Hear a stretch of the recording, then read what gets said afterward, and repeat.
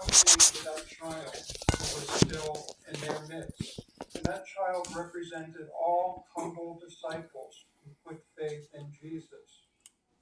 And one reference says to despise the little ones here is to treat them as of no real significance. Now, immediately after telling the disciples not to despise the little ones, Jesus gave the touching illustration of a shepherd who had 100 sheep. But he does not despise or view as insignificant even one of those sheep. He searches everywhere for the lost sheep who has strayed from the flock or who hasn't joined the flock yet.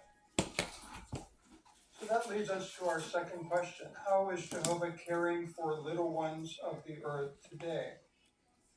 For a few minutes, let's think about how Jehovah has opened the way for little ones on the continent of Africa to become part of his flock. Now, Africa is home to about 1/3 of the world's languages, and we translate at least some Bible literature in over 350 African languages. And made me lose my are shadow. available in 90 of those languages. Now, Now, many of those indigenous languages are not taught in school. In fact, the Watchtower is often the only regular source of literature or reading material. Now, many in Africa who speak the official languages like English, French, Portuguese, or Swahili tend to view the local indigenous languages as somewhat inferior. In fact, churches often limit their services to the official or the national languages. But that's understandable because those who attend a church are usually just passive participants, maybe singing a song or two. But due to educational and economic factors, many millions, and especially those in the rural areas and the villages, don't know well the official languages, or they may not even know them at all.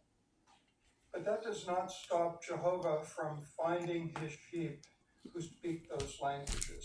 He draws them to himself. The governing body recently gave approval to produce the Enjoy Life Forever book in the Watchtower magazine in the Habu, Kanyak, and Kinande languages of Congo. And listen to how it affects those who hear Jehovah's voice in their own language. Now, Habakkuk is a Kinande-speaking brother who first heard the truth in Swahili, one of the national languages of Congo. But he struggled to make progress because he didn't know Swahili well. He said, "I grew up speaking Kinande, but I thought it was a sin to speak Kinande at the Kingdom Hall.